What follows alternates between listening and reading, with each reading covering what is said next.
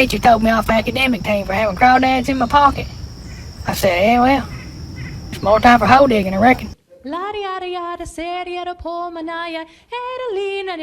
Tuesdays with Scotty are not the opinions of Scotty White, but the opinions of the lizard people who secretly rule this planet. Thank you. You're listening to the Mopcast Network. Wonderful town, wonderful people, places to go, things to see. My love is Mobile, that's my wonderful town. Beautiful homes, schools and churches, entertainment, places to shop. My heart's in Mobile, that's my wonderful town. Mopcast Network presents Live from Stupid Mop Studios, located in Mobile, Alabama. It's Tuesdays with Scotty. This is the podcast about whatever the hell Scotty wants to talk about. From pop culture to food, movies, comics, or games. Literally whatever the hell Scotty wants to talk about. If you don't like it, get your own podcast. Now here's your host, your Native American pop culture spirit guide, Scotty.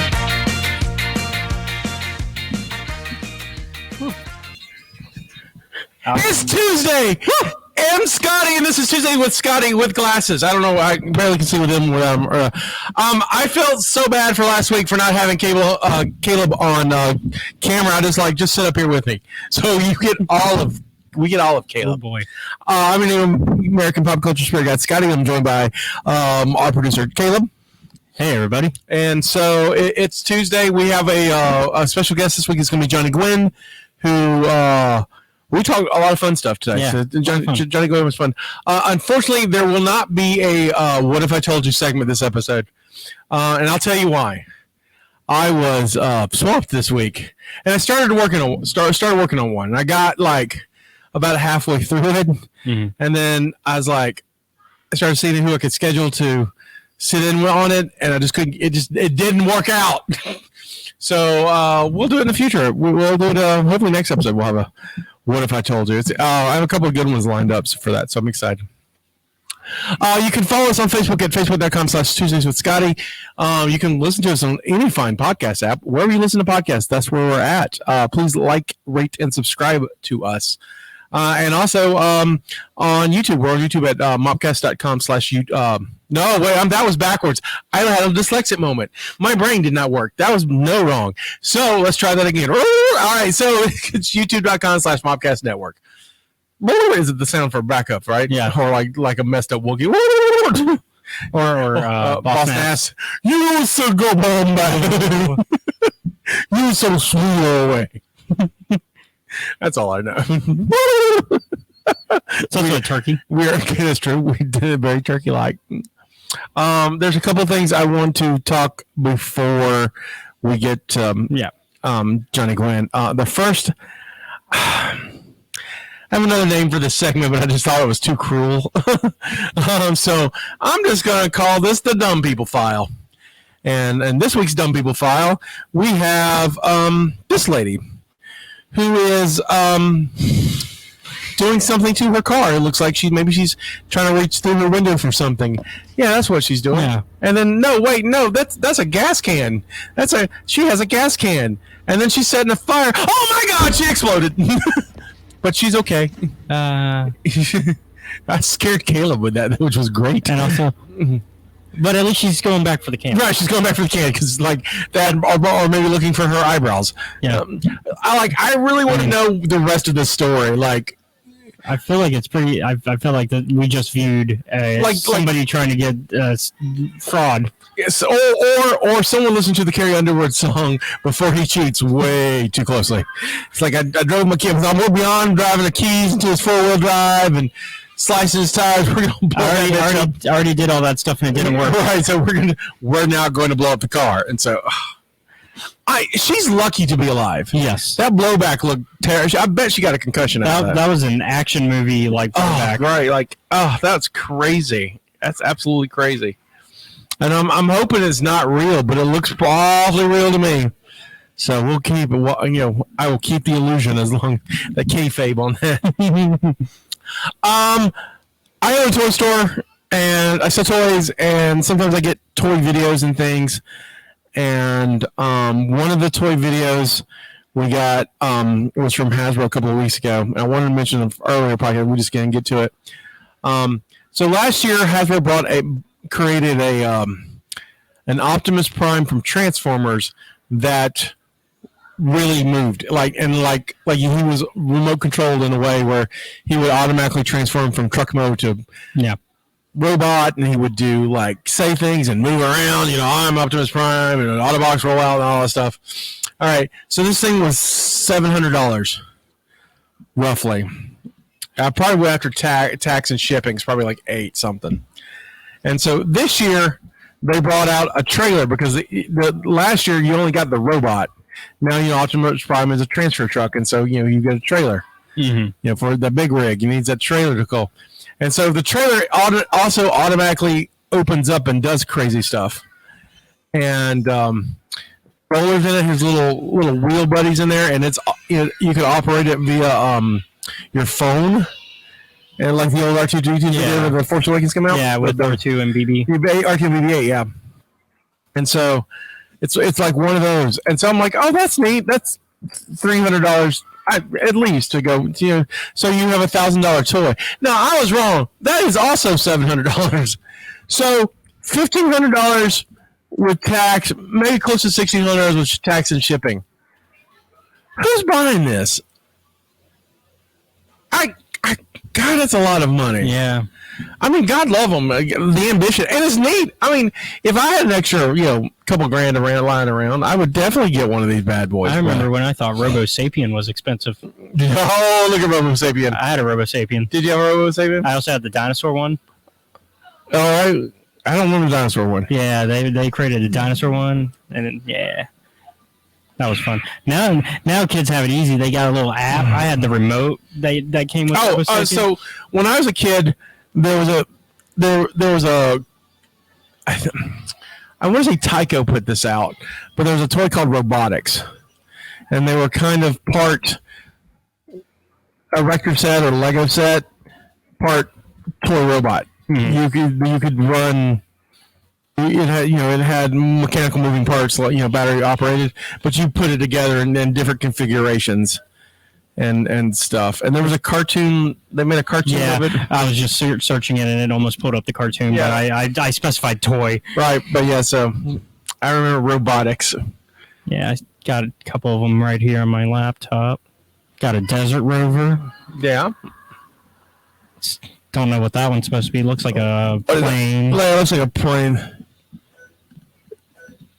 That seems to be the popular one to post. Yeah, so there's you see it comes with all this stuff to make it. Man, I never had any. I wanted some so bad, though. They were so cool. And the cartoon was kind of neat. It was like there's these two alien races, and they didn't like each other because, of course they didn't, because it's an 80s cartoon. And their planet's dying, and so they go and they sleep underground while the disaster happens. And so, the thought is in the future they will get thawed out or whatever and rebuild society, and instead their brains get transformed into these robots, and these humans land on the planet, and so it's good faction humans and bad faction humans. They align each other with each different kind of good or bad robotics to do stuff. Yeah, it turns out pilots help make the robotics better. So found a Roboraptor. There it is. Oh, that's a blue one though. I had just the regular white and black. Maybe they upgraded since you were little. Yeah. And then they've got a black and blue version of Robo Sapien. That's cool. You can have Elmo as a. Last I need is a robot Elmo. We saw Doctor Strange, and if you saw the review yesterday, we do a very spoilery review of it, so that's out. But I just want to cover a little bit of that stuff for the show. Yeah. We got Johnny Gwin coming up. It's a really interesting talk. It's kind of all over the place, but it's interesting. Johnny's fascinating. Johnny's also like Jared, Budlong, who run for governor. Johnny's running for president, and apparently it's a lot easier to run for president. So apparently less red tape blocking you. Right. So that's we got that going for us. So stay tuned and enjoy the show. to survive a cosmic storm that devastates their planet, the Protectons and Terracores are forced to transfer their essences into the huge, powerful bodies of robotics. And once again, the ancient hostilities between the valiant Protectons and the evil Terracores erupt into violence, each side made stronger by an organic interface with human beings. Who puts the future in your hands? Hey everybody, I got Johnny Gwin here. Woo! Deep Fried Studios and lots of other things. You, sir, are a crazy busy man. Idle hands were bad for me for many reasons. That's true. I understand that completely. I'm a workaholic and I enjoy what I do. I get to make podcasts. I love making podcasts. Every once in a while I'll question why the hell I'm doing this. Right. And I'm sitting there at 11 o'clock and I'm by myself and I listen to human voices and then I'll hear a great inspirational story that came out of the studio and I'll go, oh yeah, that's why I do it. Because that gave me chill bumps for something else that I've already heard for the second time. Right. And that's what keeps me in the game. I really love it. So let's start way back at the beginning. So what's your origin story? Of podcasting? No, of Johnny Gwin. Spoiled, rotten, only child. So you didn't come from like another planet from Krypton and no, I wish I crashed into Kansas. Let me tell you what, I wish I had this wonderful backstory, but to be honest, I grew up in a very comfortable place to live, Daphne, Alabama. I went to parochial school in Mobile, Alabama. I was raised pretty easily as I won't say it was it wasn't I wasn't rich, but I didn't want. Right, I was an only child, right? You were comfortable. And then became an automaton at the University of Alabama and started dressing like everybody else, which I was never that way really growing up, and then became that way. And then over time learned to be my own person. And then somehow found out in my late 20s, I had an artistic spark in someone who wasn't artistic. Right. And then now I do graphic design and I do podcasting. I can make. So now I don't even label myself. I'm a maker, but I came from two great parents, John and Cheryl.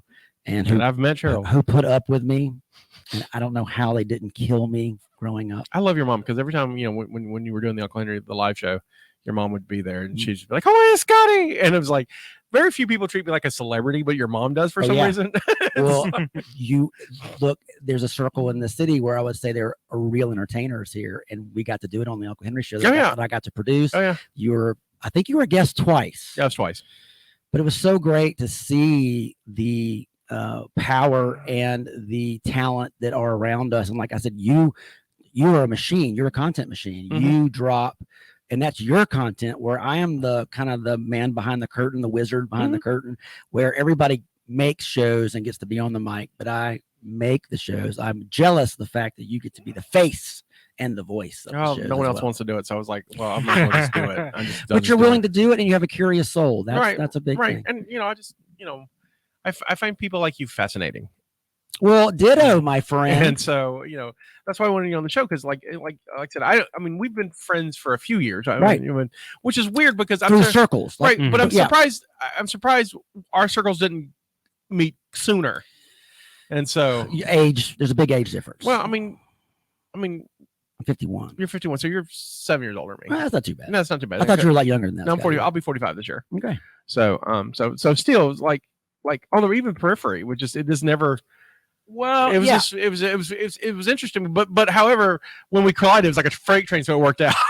Especially people that we do the same thing, but not the same way. Right. And that's what I don't know if I want to be around another me. Right. But I do love other voices and other. I was a musician. That was okay. My movement to art was always my love of music. Right. You're a bassist. If I was ever getting paid, it was me playing bass. Right. Yes. And it was so funny. Music was so much a part of my life from an early age. And I didn't grow up with musician parents, but musicians around me. Right.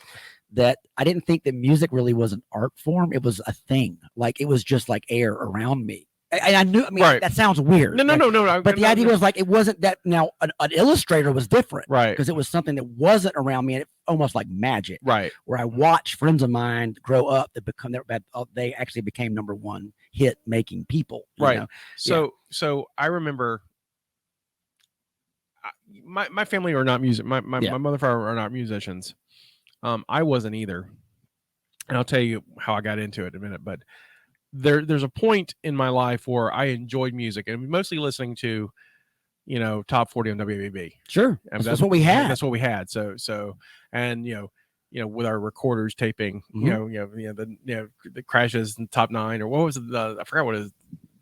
He had a whole thing for the top 9. I forgot what it's called, but it was, crash with the top 9. So your top 9 hits of but it was still kind of like what my parents listened to, and correct. And I was just the byproduct of that. I enjoyed it, but I still have a deep connection to 80s music and stuff. You haven't found you hadn't found your sound right. Yet. I didn't find my niche, and my niche ended up like when I started discovering music on my own was like 92 when the grunge era got me. Like right. It was like here, like they look cool.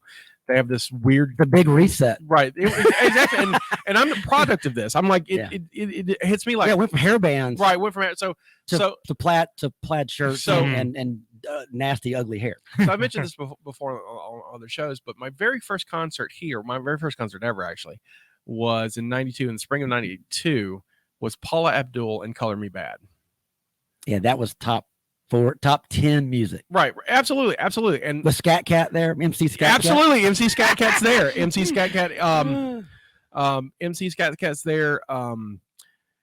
She ruins me on concerts for a long time because when she comes on stage, the stage floor opens up and she's on riggings and she flies on stage. So that's like big production, right? And so I'm like, and this was like the Civic Center, and I'm like, oh, this is how I've never seen a concert. So I'm like, they fly on stage. This is like, it's how this happened. That was probably one of the top tours that year. Absolutely. Yeah. And so, and of course, I'm shocked they were at the Civic Center. So there was a big controversy too, because it was in May.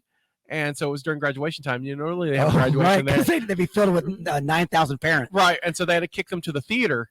And hilarious. And so there was a big, it was all over the news. Oh, yeah. It was a big thing. So cut to like, I don't know, 20 years later, I'm sitting with Uncle Henry at his house and we're talking and this story comes up and he says, oh, there's a couple that got married there. I said, yeah, there's a couple who got married there because Paul Abdul on that Spellbound album has a song called Marry Me. And part of the tour was couples got married at our show. Like, did she do the service? No, he did. Uncle Henry did? Yeah.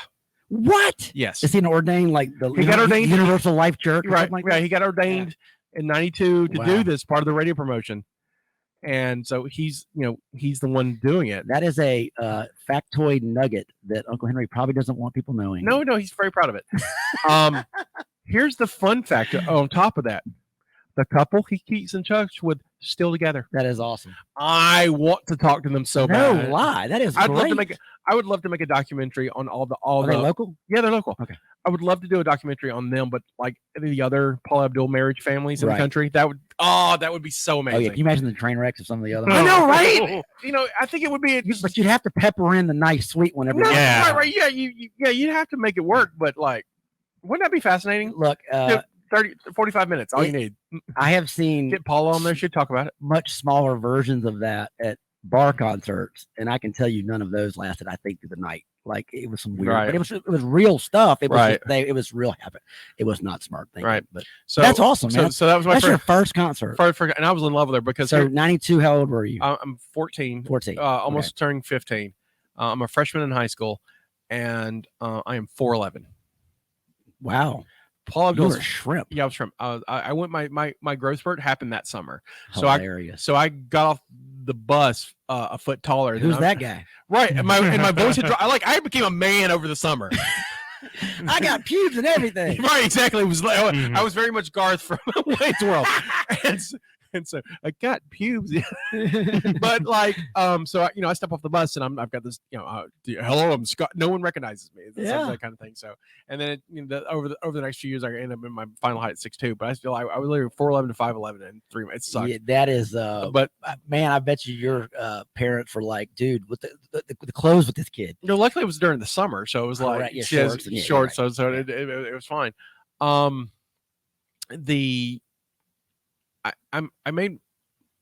My buddy Josh, I met him around this time, and he's a couple years younger than me. His dad taught English at the high school, and he was the cool English teacher.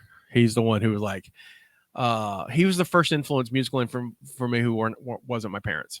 Yeah, nice. Yeah, Right, because I didn't have a cool uncle who like listened to a lot of music. I didn't, like a lot of guys do. I didn't have this, so I just was literally top 40 was my life. Right. And so he was like, oh well, here's the Beatles, and like I knew of the Beatles, right? Like there was because your parents. Well, not even that. Yeah. There was like, I mean, like again, I tell you, my parents not very musical. If it's not top 40 at the time, they weren't listening to it. I mean, that's like saying you don't know Mozart. I mean, the Beatles are just kind of cultural osmosis. Right, kind of, absolutely, because they're influenced everything else. But like, I had like basically known them from reruns of the old Beatles cartoon show. Yeah, me too. TBS ran them in the morning. Well, WPMI ran them on when I was little during the day, during the morning, and so that's how I kind of like. So and I knew like a couple of songs, but he was like, oh no, here's the Beatles, and so that huge influence on me. Well, his son's awesome. He, similar in age. We have similar taste, but he's got him this musical background from his dad, who knows everything about music. He just knows everything. And so, Marcus, he plays guitar. And then so Josh started playing guitar, and then our other friend Steven started playing guitar. And so I'd go to their house and sit on the couch and be bored with these two guys playing guitar because they're really into it. And I'm like, I don't even know what I'm doing. So I went home the night. I was like, I need a guitar so I can hang out with my friends. That's right. So I literally got into guitar playing from peer pressure. I wasn't interested, and I'm okay. I can hang with it. Yeah. And you can play around a campfire. I can play around a campfire. I'm pretty good at Wonderworld parties, but I mean, I'm never going to cut an album. But I think it's because my heart was never in it. It was literally peer pressure. But it was you like the camaraderie. I love it, and that was the glue. Right, that was the glue. Yeah. And so from that out, and then I really wanted to play mandolin for years, but I have giant fingers. Yeah, it'd be tough for you. Yeah, and so it was, and so I moved to ukulele, which you can make sound like anything. And so I played that for years, and so that was the first instrument that clicked for me. Like I like the sound of it, and it's very portable, and you can do a lot of stuff with it. But that's how my foray got in. I mean, into well, yours is similar to me. Right, only child. Like I said, my other family was really big in sports, hunting, fishing. I kind of was that way, but not really. But then I went to a Greater Alabama State Fair at the fairgrounds, right? And there was a kid that I knew from my class that I wasn't friends with in fourth grade. We were in fourth grade. Right. There's a guy I knew, but we weren't close. Right. And we were the only ones there that day. And we became friends that day. And I think I spent the night at his house. I really like this guy, but whatever. Well, it was great. It was a really cool guy and much different than everybody else I was around. And he was the youngest of 5 kids. And I went to his house in Midtown Mobile. And it was great because I love being an only child, but I love a big family because it's so different, right? Oh my God, it's amazing. And he had these beautiful 2 sisters too, by the way. So again, that's helpful. Amazing, older sisters. And then long story short, within that first 12 hours of up in his room, he had this massive attic room. Those old houses have that big room. It used to be an attic. They turned into like this big, huge room. Right.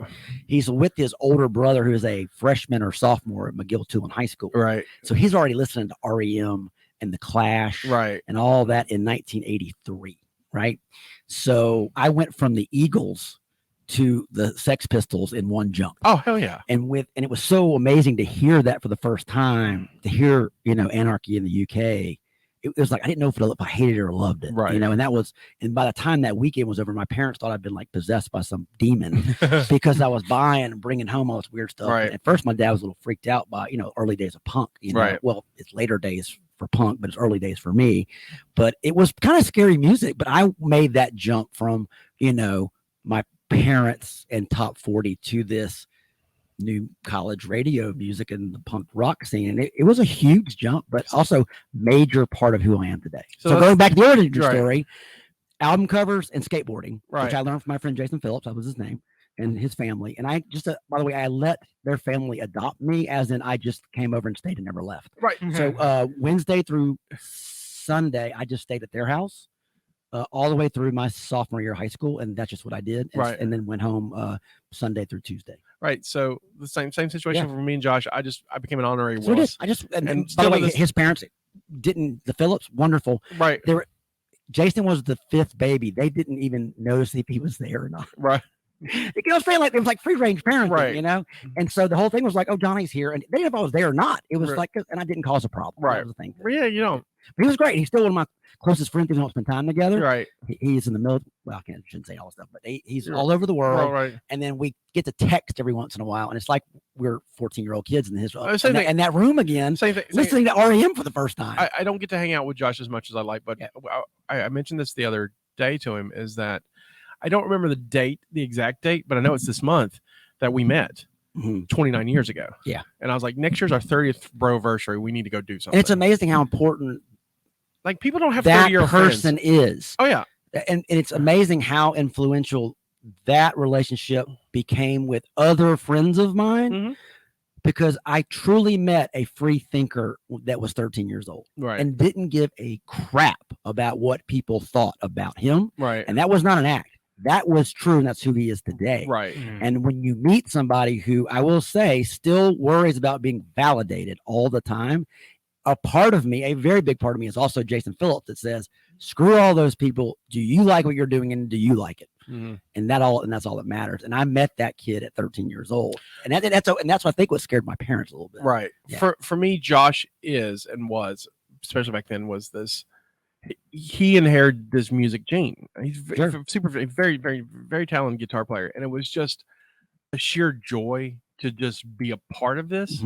Like, even if I'm riding on the coattails of hanging out, we had a few high school bands, and it was really fun. And now we just go like we meet up every other weekend and do karaoke. It's great. That's great. And so it's our. I just love that you can sing. I can't. I've tried. I've taken lessons I didn't take. No, it's funny. I can sing certain things. I don't do it. I'll put it this way: I can carry a tune only so far. Well, you have to. That's the beauty of being. By the way, even the best singers will tell you this.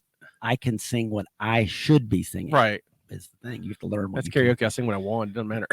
I love all these, like, they're not parody songs, but I was going back to my record collection and I found a couple of records that are like, one was this guy named Ed Haynes, and he has not a great voice, but he was a folk singer in 1981. He would open up single acoustic folk singer that would open up for punk rock bands.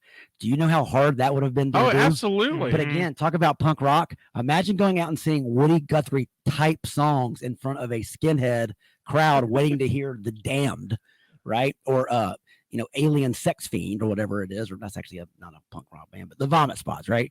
But I mean, to go out there, but when you listen to his like folk thing, it's incredibly punk rock, as in songs like I Want to Kill Everybody is done in the Bob Dylan style. But he sang a certain way where it's kind of talky and funny. And I was like, that would be the only thing I can actually get away with. It's funny, it's talky, and then it's not so much the singing, it's the, if you listen to me, you'll laugh with me. I was trying to look some. You triggered a memory thing. Have you seen the you're a big vinyl collector. There's a great documentary on industrial musicals. I have not. Industrial musicals. Yeah, so like I'm guessing they're from Germany. No, not industrial music. Okay, but industrial musicals. So like when Chevron or Texaco, a musical set in a factory. Right. So Caleb, see if you can find. I love it. No, I get it. It's like, see if you can find the name of this documentary. But I keep kind of with wax tracks, and I don't think that's it. But it's an industrial record. A documentary about like Texaco, and wait here's what it is.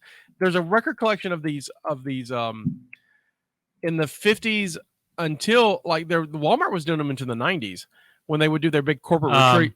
Came out in 2018. Bathtubs Over Broadway. Yeah, Bathtubs Over Broadway. Bathtubs Over Broadway. Thank you.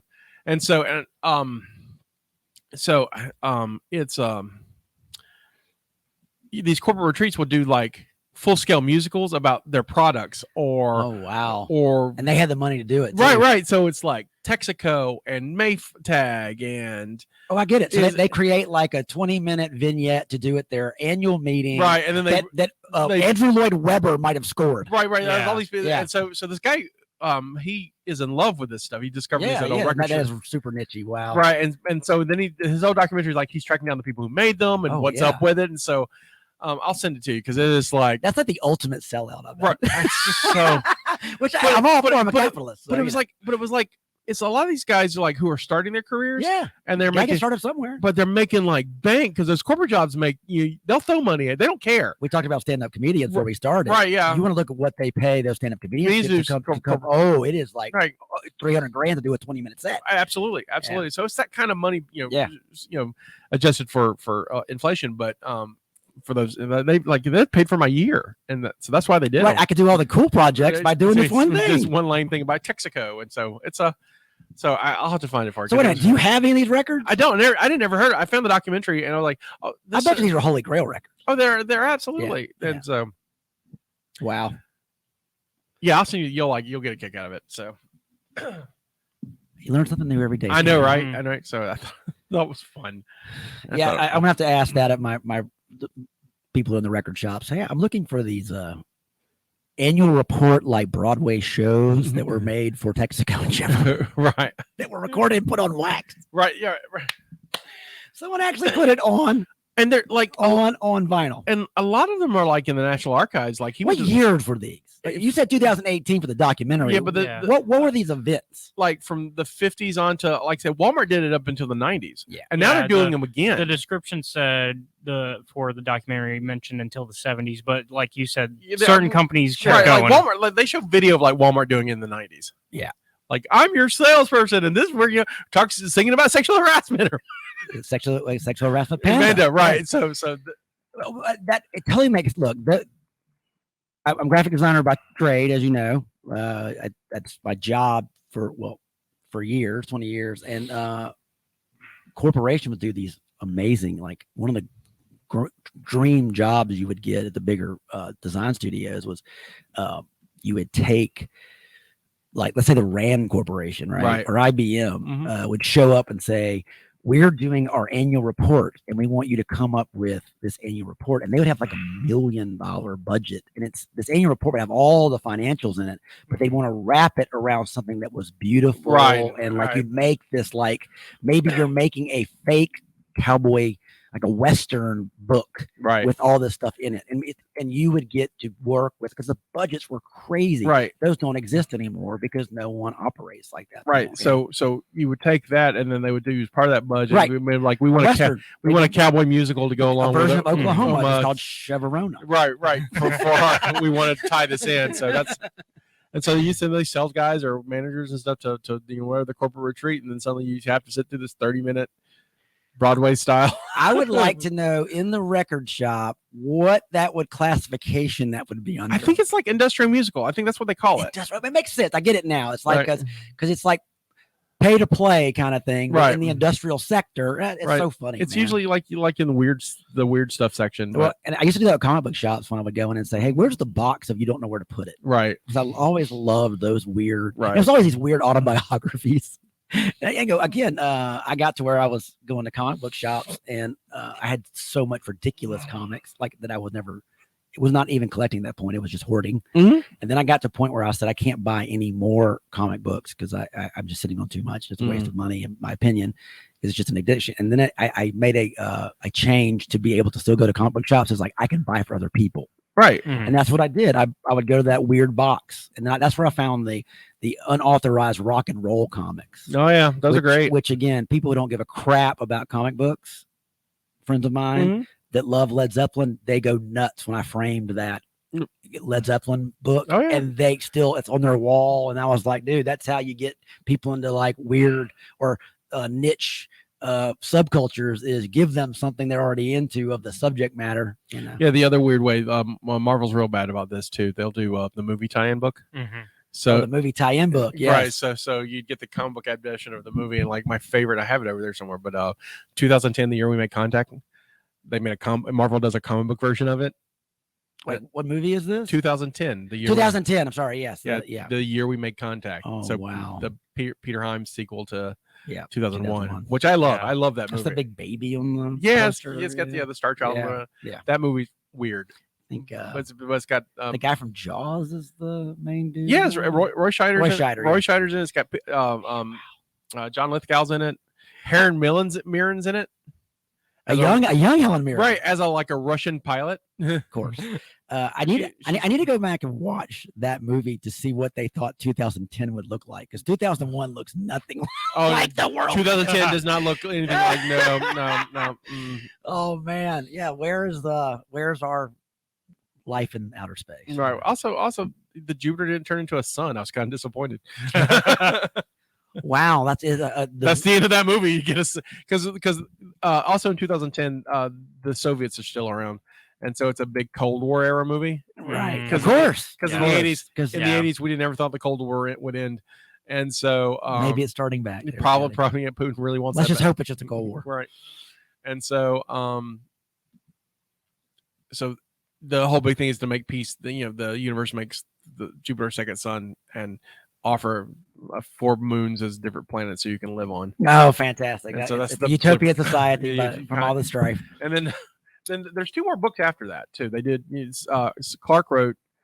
He wrote 2001 with Kubrick, and then did 2010 about 15 years later, and then he did 261.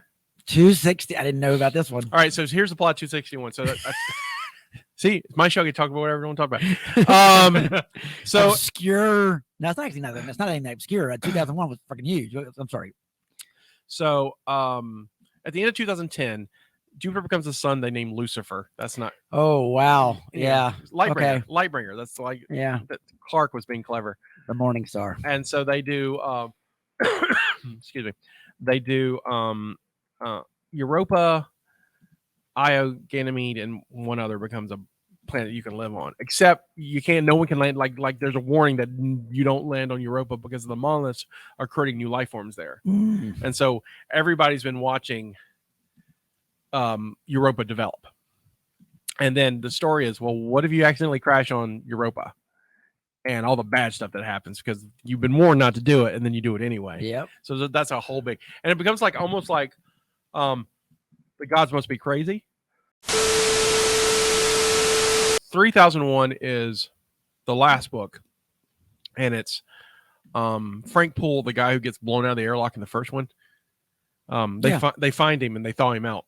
Of course, and he's existing in this new, 1,000 years. It's roughly natural cryogenics, right? And so he's now living in this world 1,000 years from what he knew, and how different and crazy it is. Classic fish out of water. Right? It's interesting. I'm not a big fan of Arthur C. Clarke's writing. I thought I was, and then I just realized I like that series. Right, and it was like everything else I read. It's like I just can't get into, but I really like the 2001 series. Well, again, part of our lexicon of how we grew up. We grew up watching those movies. Absolutely. And even if you don't like it, that's that beauty of, I think you used to do a show called Does It Stack? Right. How It Stacks. How It Stacks. And the idea is like, I just nostalgic wise just think something is so freaking wonderful. And I go back in its natural state and watch it again and go, in a time and place, this was great. Not so much now. Do you have an example that's come to mind recently? Oh yeah, Miami Vice, worst TV show ever. It's shot great though. Michael. I don't know. Again, in time and place, right. It was groundbreaking. First of all, one thing was they used the actual rock and roll song, not a fake version. Right. Of it. But first show to really do that. And definitely, and I still think that the title track holds up. It's a pretty cool title track. The original pilot 2-hour movie kind of holds up. Right. The episodes don't hold up. I absolutely agree with you. I think the 2-hour pilot is great, especially like the in the air and night sequence when they have the car, the drive. It's awesome. It's basically a Phil Collins music video. Again, they shot it in the same style of what was rising up as MTV. Yeah, right. Absolutely. And then, again, that also launched a lot of these young directors that got a chance to like work in that world. Was the TV said, look what's going on in this music video. I mean, it solidified Michael Mann's career. I mean, he was smart enough to like, we need to do a show for the MTV generation. And they're like, no, we don't. And then suddenly go, oh my God, we need that. And we need more of this. And he also made them cool. Right. Too. I mean, like cool cops, right. And also, I mean, lived on a boat, had an alligator. I mean, it was a little absurd, which is great. Now I will say, Philip Michael Thomas has like either 2 speeds, 0 or 100 miles per hour, nothing in the middle.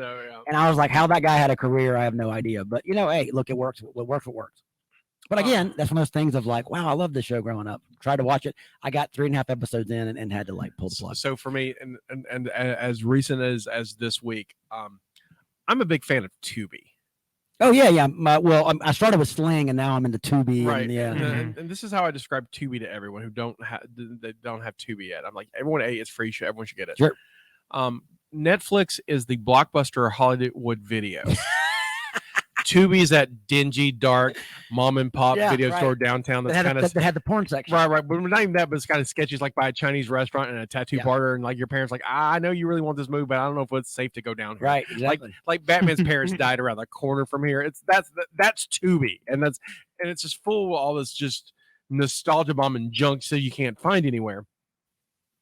This week, they released Freddy's Nightmares, a Nightmare on Elm Street, the series. Whoa, that was on Fox? No, it's syndicated. Syndicated. It was syndicated from like 87 to 89. So I'm guessing what, 2 seasons? Yes, 2 seasons. Yeah. And like Brad Pitt's in an early episode. I mean, it's got a lot. Toby Hooper. What year is this? 87 to 89. Yeah, okay, that was when I found Cars and Girls. Right, So, right. yeah. But see, I hadn't. I was Right. like Again, I'm 10 older to than you. 13. I'm This older is than you, yes. right. So I was like, that's just like, yeah, it's Friday night. I'm Friday night living in Perdido, Alabama. I'm not going anywhere. Right. So me and Freddy Krueger are gonna have 30 minutes and really enjoy ourselves. And I watched the pilot that Toby Hooper directed, and it's kind of an origin story of Freddy Krueger. Nice. So it's the trial and how he gets off on the trial, and the parents burn him up, and then the show becomes basically the Twilight Zone with Freddy. I vaguely remember. And this. so some episodes are better, but I got 2. I'm like you. I got about 3 and going. I was really, but excited to see it. Yeah, I was like, first, like when oh my god, I haven't seen this, and so I can't wait to watch it. And then like, why am I watching this? Yeah, so, that is funny, and it's so funny you say. Give me an example. There's probably 10 in the last couple of months. I just can't pull it off the top of my head because they're that forgettable. Yeah. Right. The other one for me was V. Yes. Well, again, TV not using the best resources of their time. I will say, but it was cheap. It was cheap. It was Right. cheap entertainment. But however, with V, I still like the miniseries and the final battle. The 2 miniseries are fun to watch. The series itself, aimless and weird. But again, I like the idea of it. The merchandising is awesome and still is awesome. Right. And by the way, do you want that baby to be cool? I want it to be garbagey. It makes it better to have that baby look that bad. Yeah, we've talked about that. We talked this back this I think on the Star Wars show we talked about that. Like I remember I was 7 when the final battle came out. So the birth of this baby. And so first the normal baby Elizabeth comes out, and then she has the snake tongue, the lizard tongue, and they're like, oh, and then like the grotesque baby, and it's like and I remember being terrified of it. And I'll have to share this to everybody, but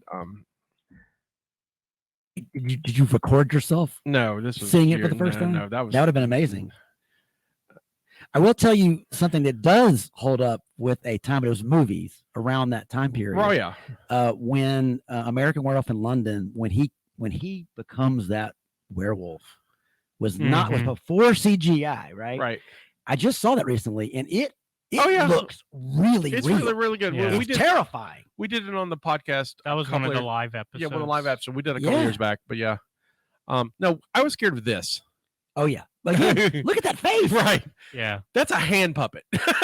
That's a rubber hand puppet. That's something you could have got at like Burger King, Wait, that's not some famous, creature creator. No, I doubt. No. There's not again TV was again this weird bastion of accountants running entertainment. But like shit like that. Wasn't that so cool? Like it's just again the early days with lizard people. People like this is great. What's crazy though, at the same time, like up until the 2000s, they were really experimental, but they didn't have the budgets for all those experimental things. Like Babylon 5. Yeah. On the opposite end, like I remember. I once again going to Tubi. I rewatched Blade the series, which actually surprisingly is better than. Did it hold up for you? Yeah, it held up. Is Wesley Snipes? No. This was after all the drama from Blade Trinity. When the National Network became Spike. Yeah, that right. Oh yeah, right. That's that it was Spike TV. It was one of Spike TV's first shows. Man, y'all forget all these like not rogue, but they found a market. Cable TV was growing. Right. You had these movie networks, UPN, right? Fox, but I mean, yeah, they're putting out movies because they're sitting on just think of the archives of a movie.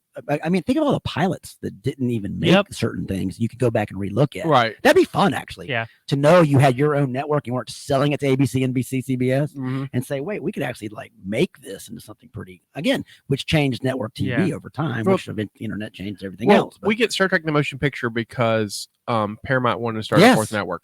Right. Wow. Yeah. Yeah, because they were going to start a fourth network in the late 70s. Or actually, I think they were going to try. I think they were targeted for 80, and they were going to launch it with a new Star Trek. And so, because they had the property, and they were working on Star Trek Phase 2, and that too with Kirk and Spock, right? Yeah, they had everybody back except Nimoy, and Nimoy was on the fence. So they created this devil-looking character to replace him. Really? Yeah, and so the network idea doesn't happen, so they scrap Phase 2, and then a little movie called Star Wars hits in 77, and so everyone's looking for the Star Wars, and that jump started. Yeah, Michael Eisner was at Paramount at the time and was like, "Don't we have something? Right? Let's do Star Trek." And so they get. Roddenberry had to be involved. Yeah, but he wasn't as much. Like, this was the last movie he was like involved because he's such a problem, and so his Bible is really strict, right? And so Herb Bennett takes over for the rest of the sequels, and Roddenberry kind of gets like this honorary producer title, consulting producer kind of thing, but they kind of push him out. But they get Robert Wise to direct now. This I just recently watched 2001. I'm not 2000, but the Motionless Picture, because there's a new 4K cut out and it's on Paramount Plus, and I'm like, okay, I'll give the 4K cut. This is the director's cut, and you understand this is Robert Wise. Robert Wise edited Citizen Kane. Right? Yeah. So got credentials. Right. Got credentials. He directed Sound of Music and West Side Story. Yeah. He has that's a lot of movement. He has 4 Oscars. And then he makes this. But again, how many handlers were involved in all that stuff? It was a mix of 2 Roddenberry scripts that were neither of them were very good. Again, it goes back to you better have a good foundation. Right. And then the other problem was like I don't even remember the premise of the first Star Trek premise of the movie is a force is coming toward Earth, and every time it comes near something, it destroys it. Okay. So they start Klingon ships and it's Galactus. Yeah, right. It's Galactus is for, and so they've got to go. The Enterprise has to go. It's the closest ship. Always the closest ship in the sector. So, and then the other side of it is that the Enterprise is now run by another guy, but Shatner's the Michael Corleone. They bring him out of retirement because he's an admiral, and like pull him back in. And so they're making him captain. He's all, and the other guy's like, well, you just couldn't wait to pull me out of this so you could be captain. I mean, there's a whole bunch of this side story there. I don't remember any of this. No, it's terrible.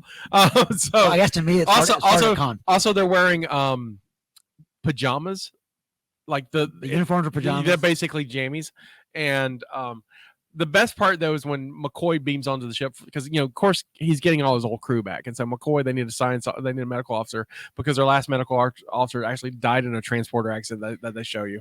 Woo! so he beams aboard. He's in his like civilian jammies because it's the future, but he's got a disco medallion and a big ass bushy I remember that Grizzly Adams beard. It's the best part. I was like, I just wish he kept it for the whole life. And I bet you his first line was like, "Damn it, Jim!" Right? It's like, "Damn it, Jim!" I'm only a doctor, right? Basically. Wow, that is. But again, Robert Wise has all those credentials. He's amazing. It's who directed Khan? Nicholas Meyer.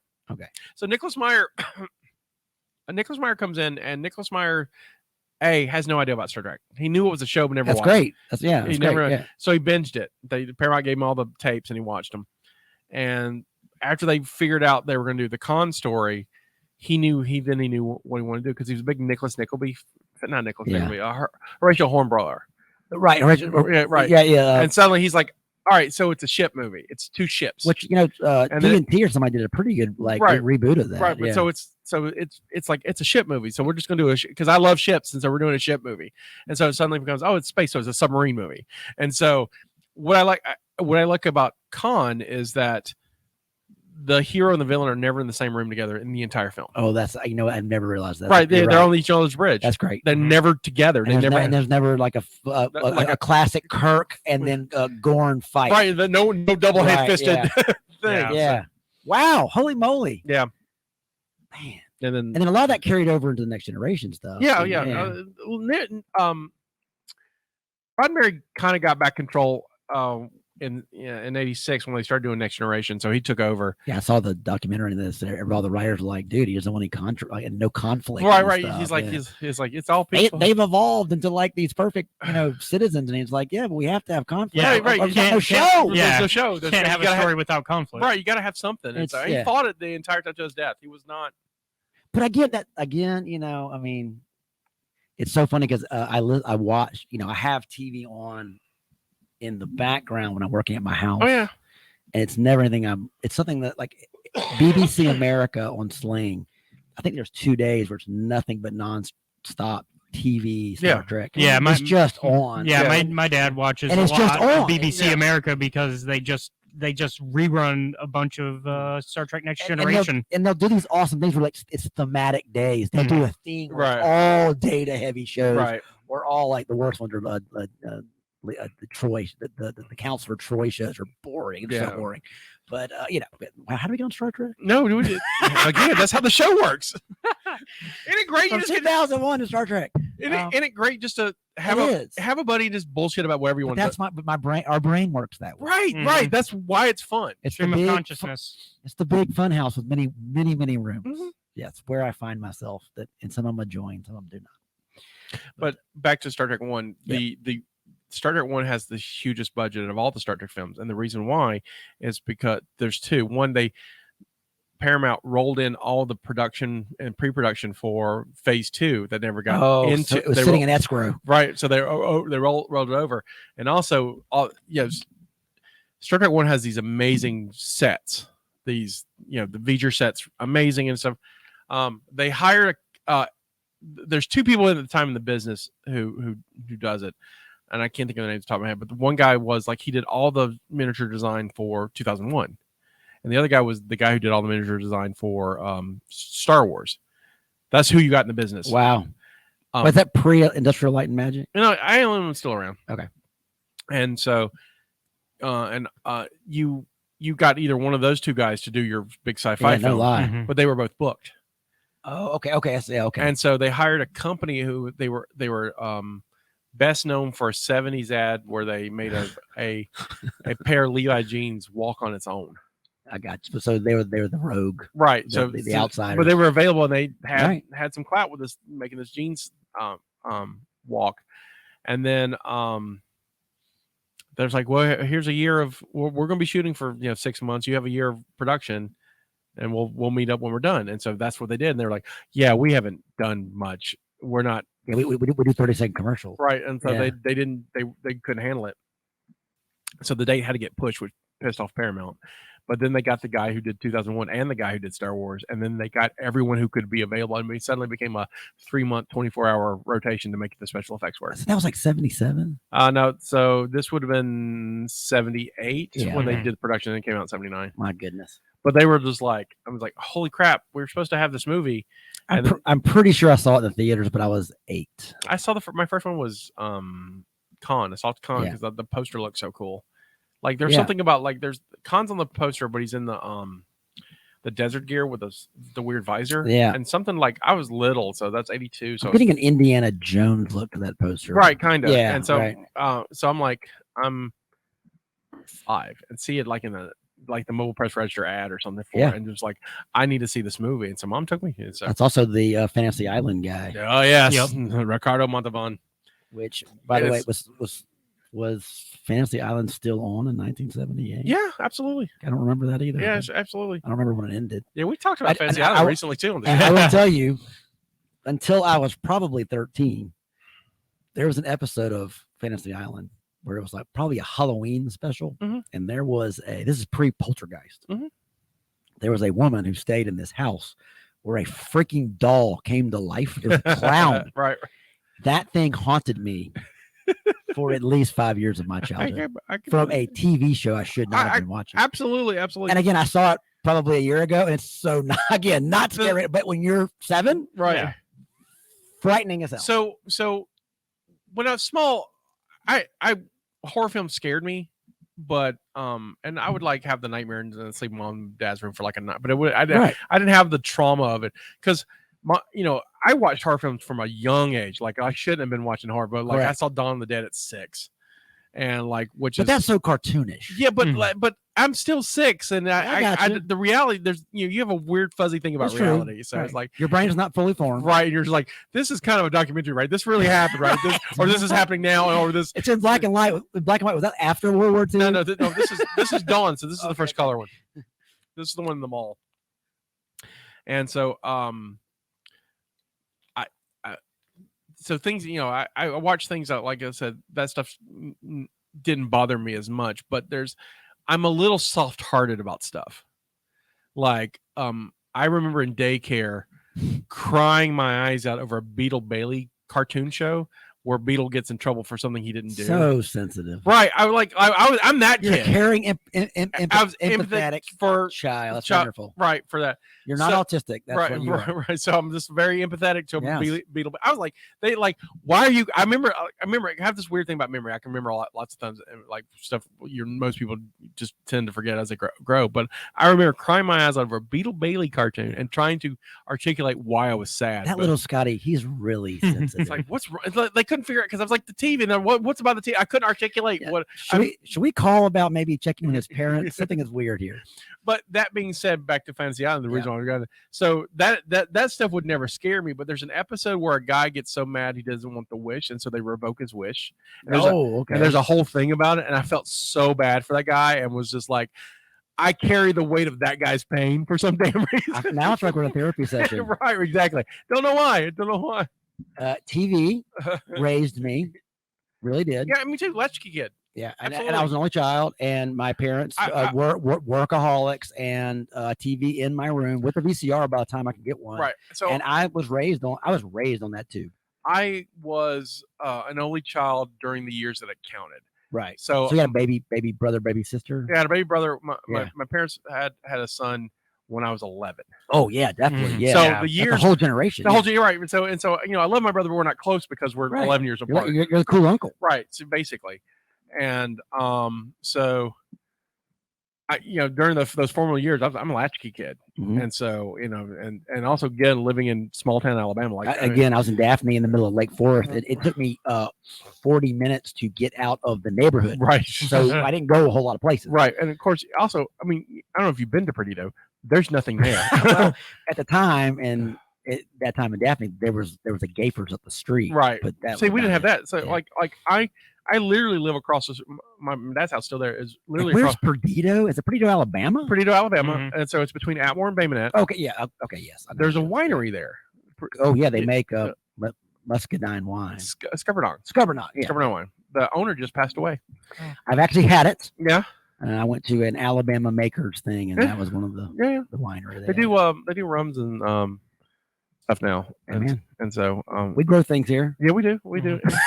I wish Jim was a really good dude, and we got talking too late in his health life because he was fascinating because he was a military detail for 3 presidents. Really? Yeah. He saw some life. Yeah, he saw JFK, LBJ, and Nixon, and got out Nixon because Nixon would. Oh man! Wow! And so he's a staunch Democrat living in Alabama. Well, classic. But that's a classic. No, like very liberal. Democrat. Well, yeah.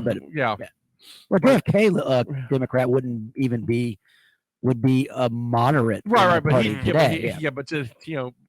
was like the most liberal dude I knew. Right. In the South. In the 60s and 70s. Right, it was crazy. But hippie. Damn hippie. Almost. Again, anybody who had anybody that had the cojones to go make wine in the middle of the see, you'd have loved him. The salt line of Alabama. You'd have loved him because of the fact that the constant fight with the government. And also, someone said you can't do that. Right. Number you can't do it, meaning no one's going to drink it. And number two, the government saying you can't do it because we'll throw your ass in jail. Right. So there's a whole and the stories of that. How dare you? I wish I could have got him on the show. We tried a couple of times. We just couldn't get him to do it. Yeah. Just his health and everything. But yeah, I love people that poke the bear all day until they become self-righteous. He was a bear, but he never. I don't think he ever became self-righteous. But he was. Well, most of them just want to make wine or make their whiskey or grow their pot. Right. Right. And just wants and like here's. We're doing it legally. Here's the way we're doing it, but people try to shut them down all the time, and so it was a whole thing. I would be a big supporter of anyone that was going against the state government that wasn't allowing them to pursue their passion. It was even up until 2020, of course, because remember we couldn't have beer over 5% alcohol in our state till like the 2016 or whatever. So I'm visiting Jim. At the start of the pandemic, we're talking, and he loved him and his wife was from New York, and she was a theater lover up New York, and they became big patrons of the theater, right? And that's how we actually. I mean, they lived across the street from me growing up. We knew they said our families didn't mingle, right? And so I didn't get to know them until way later in my life, and when they saw me act in Fairhope. They're like, "Oh, you're Scotty that kid across the street, right? The kid from Perdido." And so I became their kid from Perdido, and That's it was awesome. very, the kid who got it kind of thing. What theater was this? Theater 98 down in Fairhope. Oh, nice. That's where I started and cut my teeth there, and so that's how I met with them, and so I'm meeting with him. His wife had passed like a year before, and there was an arts thing in her will that he wanted to talk to me about, and so I went to meet him, and then. But this is like they had changed their focus from making wine to making hand sanitizer. This is pre-pandemic. No, this is pandemic. This is This is interesting. So they're like, there's a need for it. Of course. But this is 2020. He is fighting with the state. Oh, because there's a tax to it or something. Well, yeah, but he's got a truck full of alcohol to turn into hand sanitizer outside of Mississippi, and the Alabama DOT won't let it come through. Oh my gosh! So because of something, no regulations, stupid regulations, right? And it's like, no, we everything. Well, we're not sure if this is what. Are you sure you're going to use it? I mean, they just like wouldn't take his word for it. He's like, no, we're making you need hand sanitizer. And anecdotal stories like that is the reason why people can talk about true anarchists and why there is a value of talking about the anarchist. Absolutely. Not the mob anarchist, but the one that talks about the idea of self-rule. Right. But you talk about, again, this idea of like a common sense has nothing to do with your regulations. Right. Yet here we go in this weird world. Right. So again, that's where I would never do it, but it almost makes you want to firebomb something. Absolutely. Absolutely. I feel you. I think you'd love John. With all that alcohol, we could make a lot of firebombs. But he showed me he has he bought some land to put along the highway, the interstate, to put billboards up. Just to put billboards up. Well, no, that was sort of the thing. Well, it's good money, by the way. Right. So he bought the land, and they were going to put billboards, but he also had a still on all these things. Oh, that's smart. Because he had an excess of wine one year, and so he's turning it into brandy. Well, because he had surplus. Surplus, gotcha. yeah, and so he's turning it into brandy, and so and that's pretty cool. Because yeah, he's clever like that. So I went to a bourbon tasting thing by I think called Pritchard's, which is a weird name for here because Pritchard's is a very poor town in our vicinity, but it's out of Nashville, and this is this guy, and he was showing us how the process of making his whiskey, whatever, and he also makes rum and all stuff out of Tennessee. And he literally says everything starts as moonshine. Everything you drink in the spirits world is moonshine. It's what you do and what barrel you put it in and how much sugar you put in afterwards.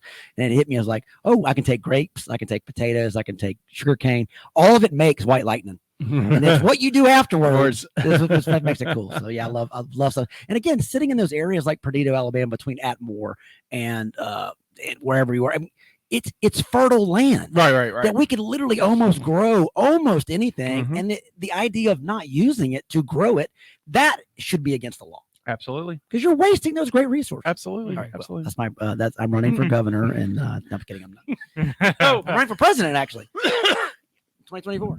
I'm actually. Let's segue to that because oh geez, I didn't really mean to go to that. No, because I did want to talk to you a little bit about that. Okay. Because that's It's not a joke. No, absolutely. Yeah. No, because Jared Budlong is running for governor. Oh, I did see that. Yeah, so Jared's running. Jared was our second guest on the show. See, that doesn't sound as absurd to me. It doesn't at all. Yeah. And it was just, I always ask the question to anybody who's like, hey, why would anyone do this? And B, are you crazy? Well, my question is, why would anybody want to actually be a politician? Right. There's that. And so like, why would you want to do this? And B, and his reasoning was when we found out that Alabama was using the COVID money to try to build prisons, that's a little. Well, again, he found something that said that triggered it. Said this is serious, and he's a single issue candidate. Right. And that could be amazingly problematic to a lot of people. Right. And so that's kind of fun. And so, but the thing I found interesting about this was the hoops he has to get on the ballot. Oh, it's unbelievable. It's easier to run for president than to run for governor. So I'm curious about that because was it last year for last you announced that you want to run? I announced I was doing it last. It was during COVID. Right. And to be honest, time has no meaning now. Right. Yeah. So ask your next question because you're going to ask me how it got there.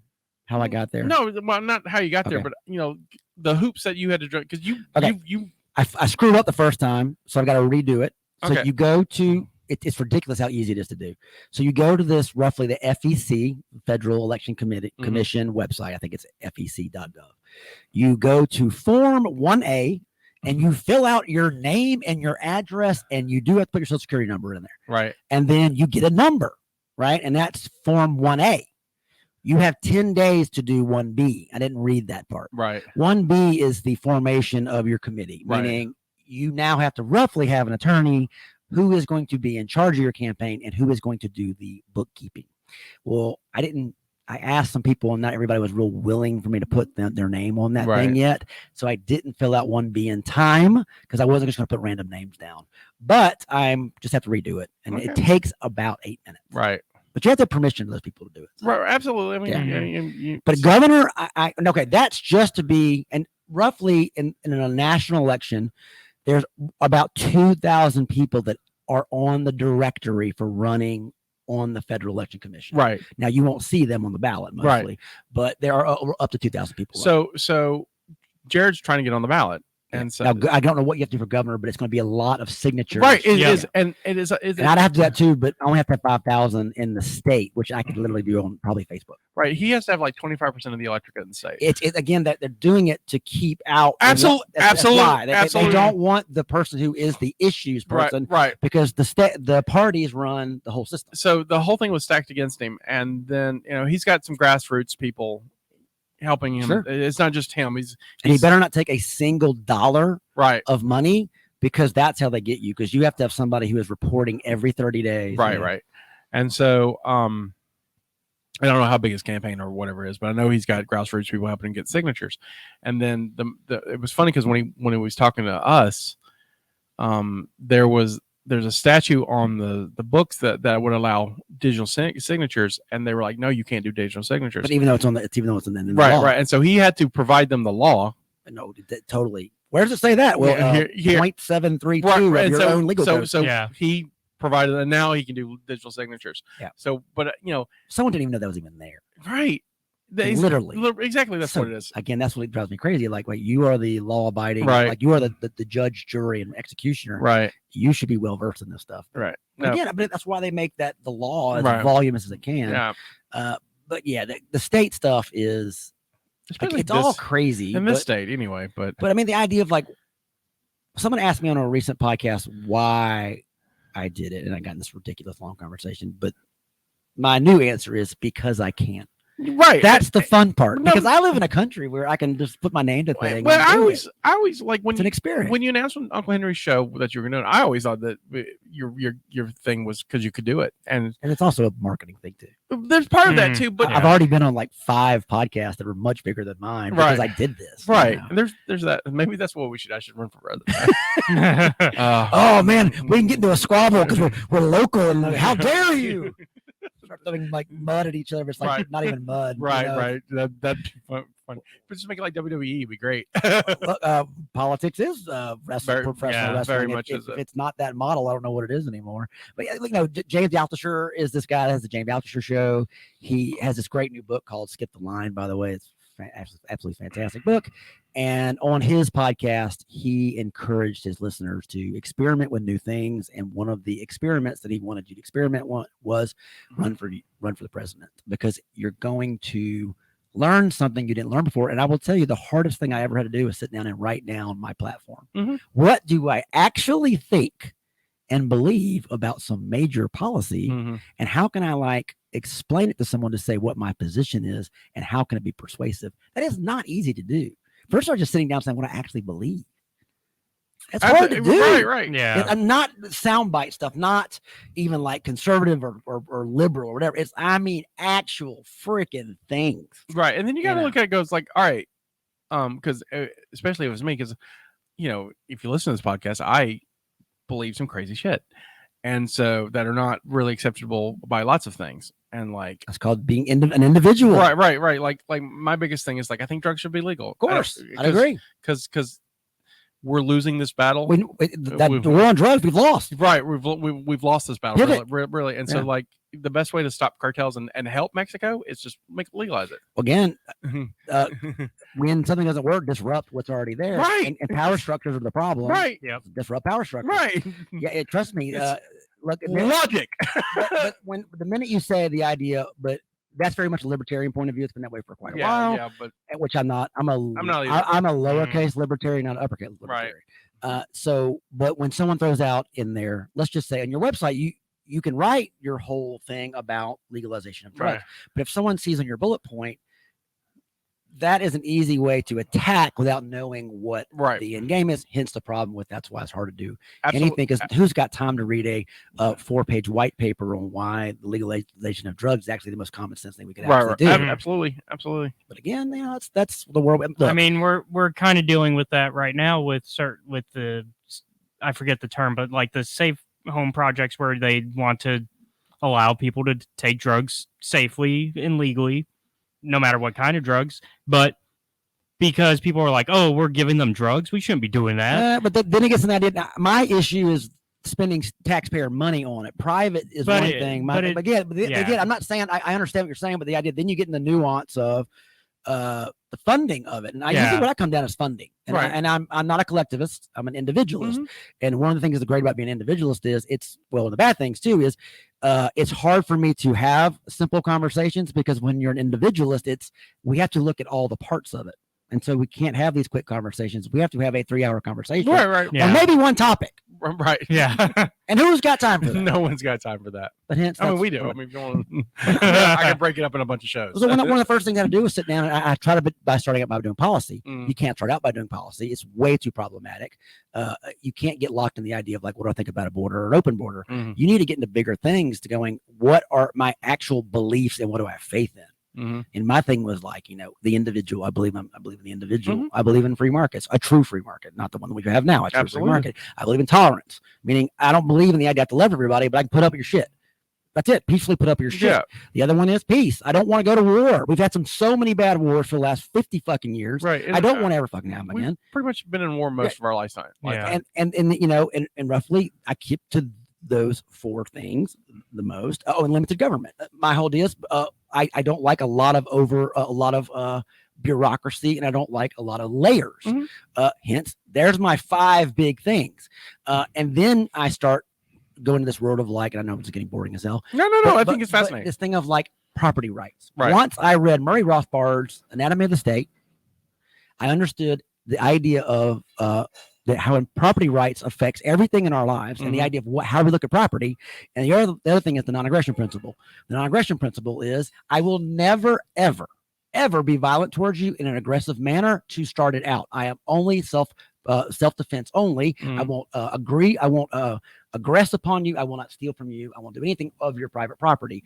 If the non-aggression principles ever put into effect, it would really help the world that I live in, because the idea is I am not a pacifist. I believe in the idea of non-aggression. Absolutely. Hence, boom. Right. I would never have any war where we're going there before they come here. Right. I know someone said that's stupid. I will say, well, maybe it is, but it goes against my principle. No, I don't think it's stupid at all, actually. So I look at myself. I'm like politically on a I would call myself center left. And by the way, most people took a test would be. Right. And I'm like, because I'm like, I think the country should be. I believe in limited government. I think we should be fiscally responsible. But however, there's social issues that I'm like, I think it really comes down to me. You're a free thinker. You're a free thinker, Scotty. So you don't fit really well into a platform. Right. So my biggest one, when I talked to Jared, I brought this up. I said it really comes down to me. Are you American? Yes, you have all the rights. Oh, and then the big question is, when do those rights start? Right. That's where we are today with abortion stuff. Right. When, and that's where it gets super crazy. Right. We're not going to get into that. But the idea is like, okay, here's where it gets really problematic. Right. When do those rights kick in? Right. And there becomes why we should have a lot of incredible thinking people having that big discussion. Yeah, and I mean, on and a not similar fighting, level, but actually debating. Right, but they're not going to do that. And then we don't have that. And on a similar level, beyond abortion, immigration as well has Anything. had similar discussion of when does it kick in? When does it kick in? Right. And then it goes, okay, there we go. There's a parameter. But once we figure, and those discussions need to be happening. But but at the end of it, are you American? Yes. We have these rights. You get all the rights. So regardless of what color you are, your age or gender, or what gender you want to be, or whatever, are you cool? You have all the right. Good. Welcome. Why are we fighting? Well, come on. Party. Let's go. But no. As that document is written, and people give it crap for they say who wrote it and everything, but as it is written, it is a glorious thing to live up to. Yeah.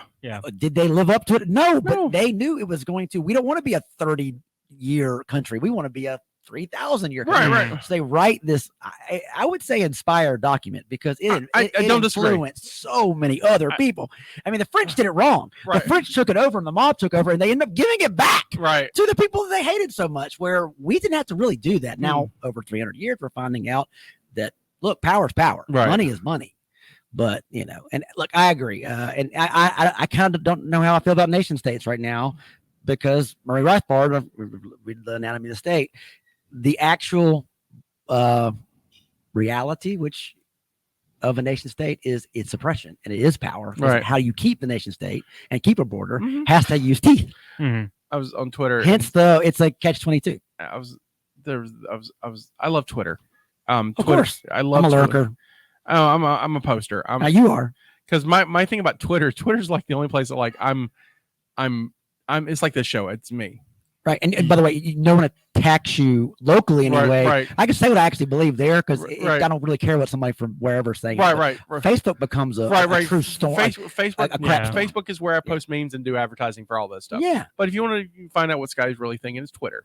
And so someone posted like somebody talking about changing governments and whatnot. Well, this has become totalitarianism, or this is coming this one way, or this too liberal. It's like, what kind of government you want? I went, I kind of want Star Trek socialism. I would love the world where we had moved beyond possessions, and money to actually a true utopia, moving towards things that make us right. The problem is there's always going to be people that don't want that. Which was a great first season. I think first season, Next Generation episodes, when they took the 4 people from the ship that was cryogenics. Yeah. And one of the guys was that rich, capitalist that couldn't he didn't know what to do. Like, what am I going to do? My portfolio is. I need a phone because there's very important people. And Picard's like, all those people are dead. He goes, no, but it was a very important firm. So others will exist. And like, I also warn people about the Star Trek Utopia is wonderful. Right. However, we're in the age of where it's shitty before you get to it. So we get the eugenics war and World War III and the post-atomic horror. Pre-Enterprise. Right. So we get World War III, the eugenics war, post-atomic horror, before Zephyr Conqueror even launches that show. So we're in the shitstorm right now. And where Cisco becomes that homeless hero next year. That's the year? Yeah, next year. Hilarious. Next year, yeah. So he becomes Gabriel Bell next year. The Bell riots are supposed to happen in 2024. That is, again, it's so funny. No, 2 years, 2024, 2024. That was so set in the future in 1998 or whatever. No, it's funny. Yeah, it's 2 years. It's 2024. But it's funny because in this season Picard, they travel to 2024 and that stuff's setting up in the background. Oh, interesting. It's all in the background. They're not really dealing with it. They're staying the canon. Yeah, but it's real interesting to hear about the Sanctuary series and things like that. So were they in San Francisco for when Bell went? When that was San Francisco, was it not? Because Yes, and that were yes, Starfleet. yeah, is? they were in Starfleet. Which is so funny. Look at the world. I mean, literally, were they oracles? Because look at what are they talking about? Right. The homeless like cities in San Francisco. Absolutely, Wow. absolutely, absolutely. They block off these blocks, and if you had no job or no one, you lived there for your own protection, but you couldn't leave, so it was prison. And so, which Escape from New York was absolutely fantastic. Which happened. What year was that? 97, I want to say. Oh, wait. We're past that. Double check that, but I don't think it's still in the 97. 20th century. Yeah. Oh, that's hilarious. And then I think Escape from LA is that's such a bad. That was one that didn't hold up, by the way. No, it doesn't. But there's the frightening thing is like the president becomes president for life and moves the White House to his home in Virginia. Hilarious. And and then you got New York still a prison, but they make LA because of the earthquake. Correct. And so the surfing scene is the one that throws me away. It's just so bad. So bad. So Escape from New York is 97 and Escape from LA is 2000. All right, so it's 3 years later. Again, I love dystopian. So in the world of sci-fi, you either get the dystopian world or you get the utopian. Right. Or sometimes how the utopian world doesn't really work. Right. So it's usually it always ends up dystopian. Right. Which again, like in Star Trek. The funny thing about Star Trek is like old school Star Trek is really hammers down about how they don't use money. Right. And then as in the original series or the first 2 seasons of Next Generation? Both. Original series doesn't use money either. Yeah, and then there's no, but then you're like, the question comes up, and the question really comes up into like Farpoint, the first episode in Next Generation, when Crusher wants to buy this fabric. And it's like, I remember that, yeah. And she goes, well, just charge the ship. And it's like, there's some sort of currency or something they're spending. They get allowance. Gold-plated Latin. Yeah.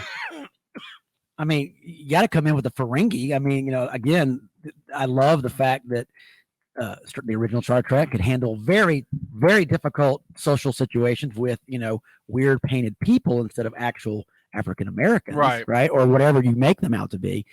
Next Generations. But I mean, I love the archetypes of what country was the Kardashians?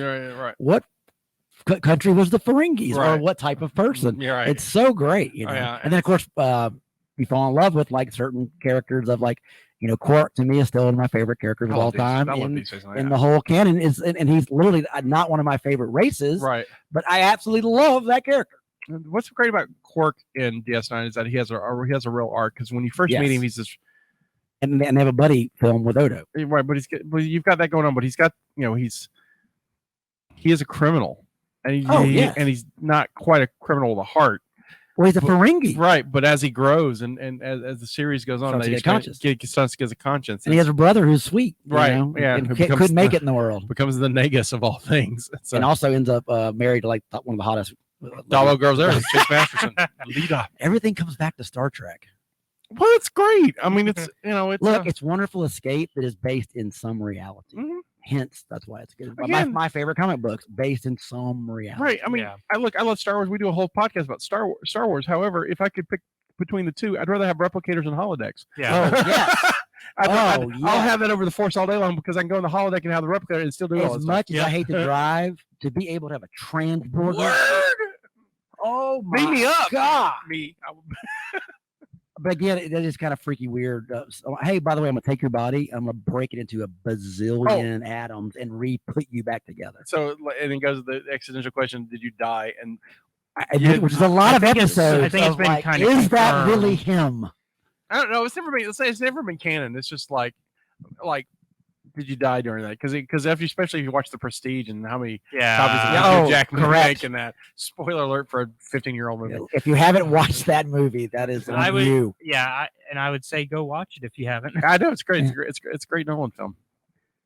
But yeah, everything comes back down to then. But yeah, like, I kind of want. I like the idea of the Federation, even with its scars, because the thing that turns off traditional fans is like Section 31. Oh, the roughly the NSA, right? Yeah, the counter terrorism. Well, they're not even counter themselves. Right. So the Federation has these, which is by the way based on the CIA. Right, but the Federation has these beliefs, and but you have to have someone there to make sure those beliefs happen, and sometimes to ensure those freedoms, some things have to be done. And they're like, well, that's against our principles. And I said, That's based in truth. but it's based in truth, and it's also in your charter. It's in the they're like they're founded in they knew what they were doing. Yep. And so that it's real. I mean, I get it's sketchy. We don't surveil our own citizens. Right. That's like exactly. Oh, it's come like on, man. it's absolutely Look, absolutely. And that word deep state, everybody, oh, you conspiracy. Look, you put a manager running a department for 28 years somewhere who is not elected. Right. That person carries incredible amount of legacy and knowledge that does have the ability to alter things out of the sheer fact of being there too long. So and it's not some cabal sitting there. No. It's mostly protecting your turf. Right. So hypothetical. Yeah. Wishful thinking. I'll call this. You were elected president. Yeah. You do the inaugural. You do the balls. And after, some presidents work that afternoon. Some just celebrate, depending on and so. But so I'll give you the 24 hours to enjoy the day. But day 2 is the day 1 for you. What's the first question you ask? First question I ask. Right. To the American people? No. Because there's knowledge that a president. Oh, I see what you're saying. Yeah. Can I go see the alien body? Right. Yeah. What's your number 1? Boy, that is a good one. Thank you. I'm very proud of that question. Wow. How close have we ever gotten to annihilation? Truly gotten to? Yeah. Because that's based on a lot of reality. Right. I want to see. I mean, I know we've. Yeah. I want to see something. What are some weapons that I have access to that only the other the top right is? But yeah, a lot of it would be also what are some things you can't explain, but what you can tell me about. Because that's even the crazier stuff. Right. We see it, but we can't explain it. Right. Or we have it, we can't explain it.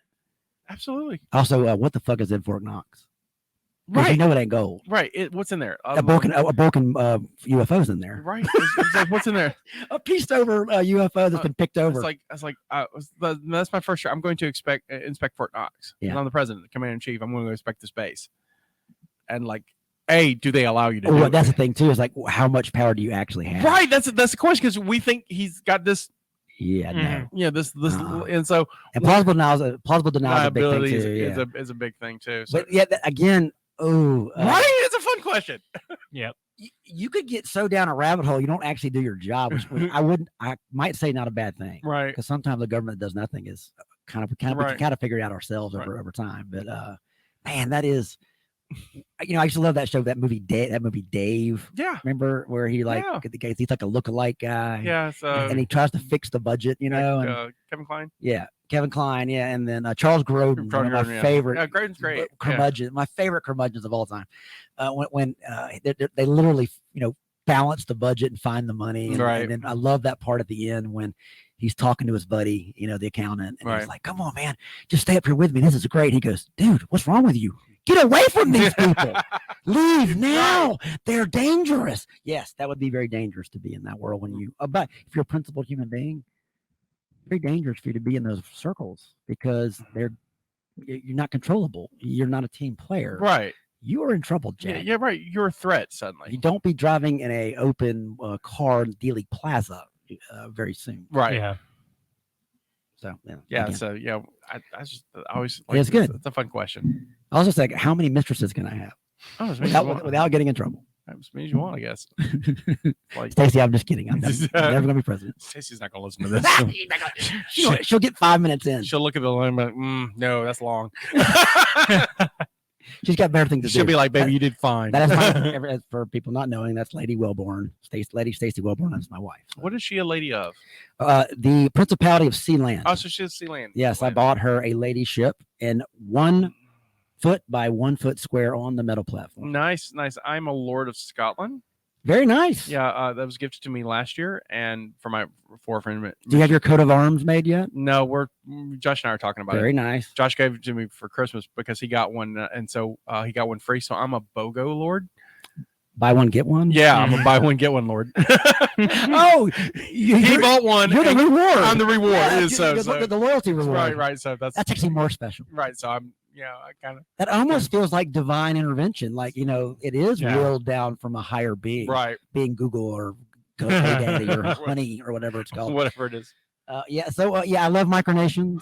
I like the I love the idea of micro. I love Again, that, I yeah. love the idea of it's the ultimate live role playing to me. It's also the Model UN kids who didn't grow up, Or the kids who never want to do it, Right.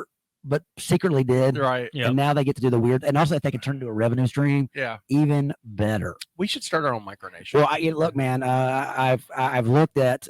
It's there are, I think, over 1,000 registered now. Oh, that's nice.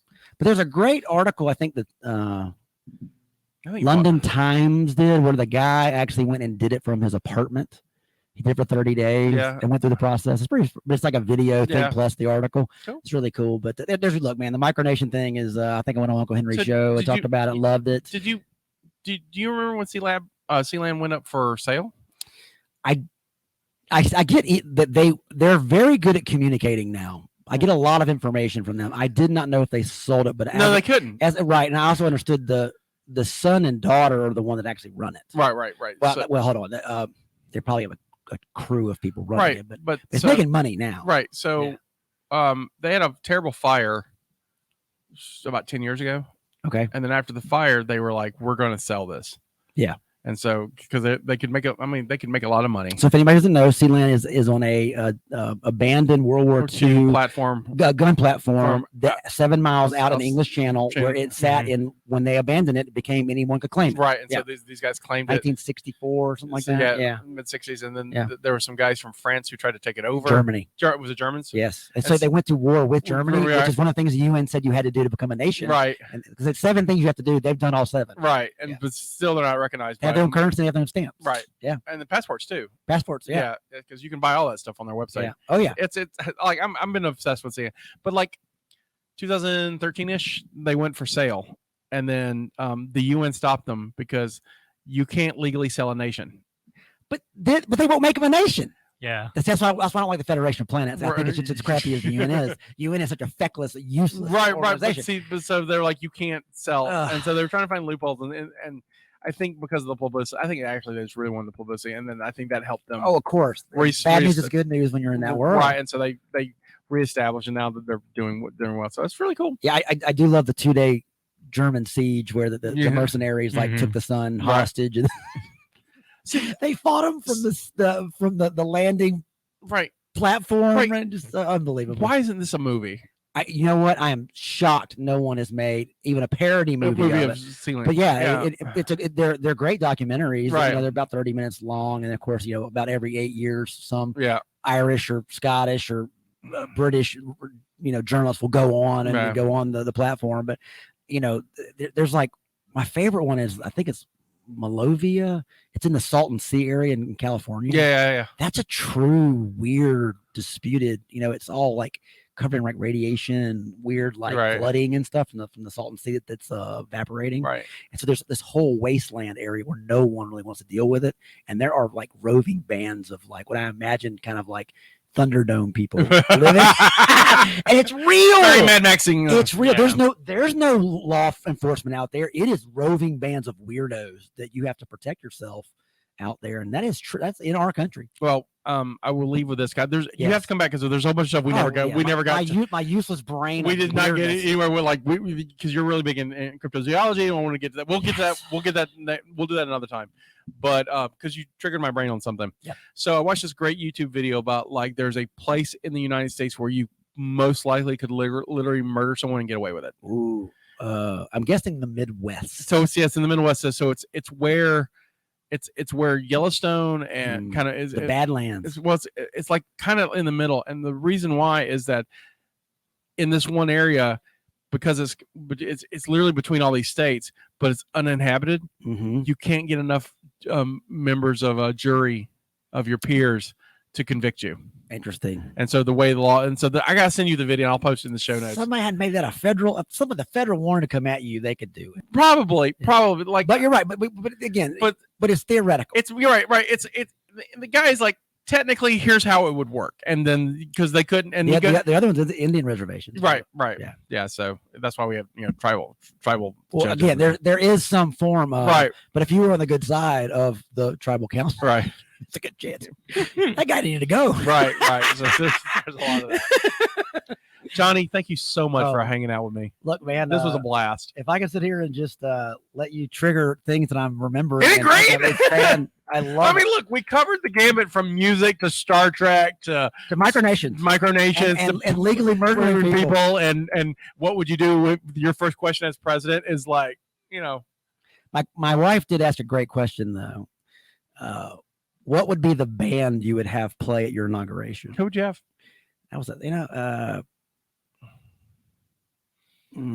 all my favorite bands are British. That's where it becomes problematic. No, it's not. I mean, I can do what I want to do, but you want to bring an American band in. All right, so I'd have my friend Will Kimbrough do whatever he wanted to do. Oh, nice. So he's Emmylou Harris, guitar player, one of my favorite bands in the world. Will and the Bushmen. Me growing up here, it was on MTV, right, from Mobile, Alabama, which I thought was, oh my God, if someone from Mobile, Alabama can be on MTV, then I can do something too. Yeah, it was unbelievable. Yeah, probably I'd make Will Kimbrough bring back Will and the Bushmen. Nice, yeah. Nice. So cool. That's what I'd do because I could. See, I would love to be like loyal and then like, I mean, I get Pearl Jam just so my friend Scotty White can go nuts. Yeah, see, Pearl Jam would be mine, but I would also have like my friend Gabe Willis. Yeah. Oh yeah. Right. Have Gabe. Well, you're right. Friend. Make all my friends. Right. Gabe would be there, but because Gabe also Josh's brother. That's how I know Gabe. I've known Gabe since he was like 8. Oh, that's Josh. So the Josh we talked about earlier on the show. That's his little brother. Yeah. I've literally known Gabe Willis since he was 8. Well, if Josh is half the musician that Gabe is, then he's quite good. Yeah. He's quite good, and his dad too. So like the whole, his mom saying, his sister saying. I mean, that whole family like uncanny musical. Yeah, they're like one of those weird Nashville families, right? Darlings or whatever. Yeah. That's cool. Just never. They just never got together and did. Again, latchkey kids. We got to either like play our own like solo act, or play our air guitar in our room by ourselves. Word. Thank you so much for coming, Scotty White. Is great. Let's do this again. Hey, man, anytime.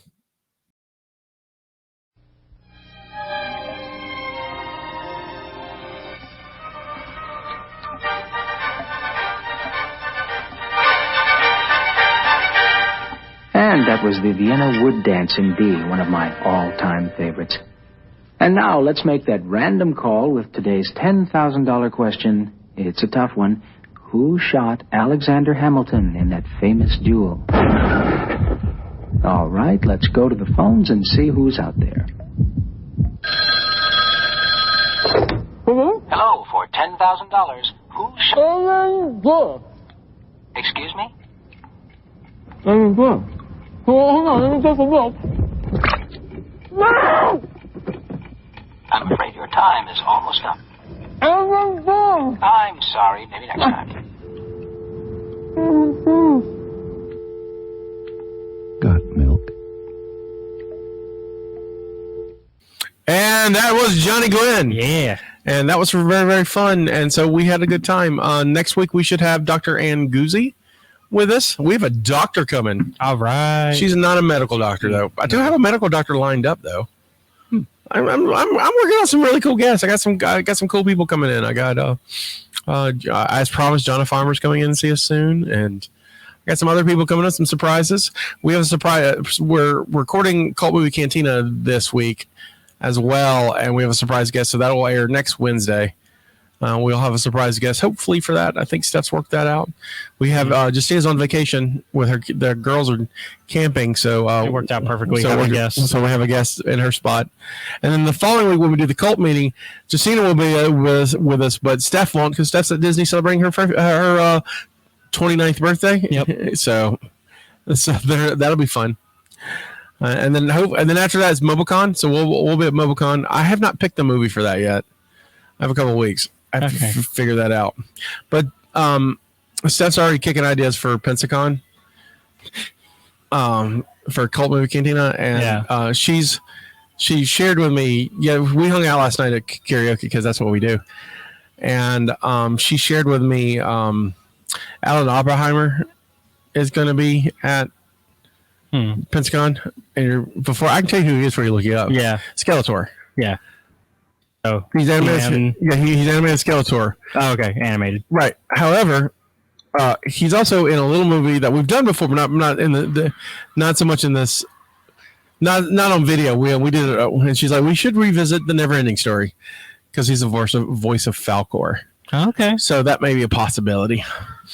Well, that may be a possibility. I was also just looking at who else is on the guest list. Oh, yeah, there's not a lot of people right now. They just started. No, yeah, a couple people from Mandalorian. They got two Jawas, and then they got Casey Jones. Got somebody from Demon Slayer. Yeah, Casey Jones, who's Black. Carrie Jones, yeah. Black Chrysanthemum. Carrie Jones is great. Oh, he's fantastic. He's gonna be fun to meet. Steph's all excited to meet him too, because she's into the special effects and that's what he does. Got a Doom Patrol actor.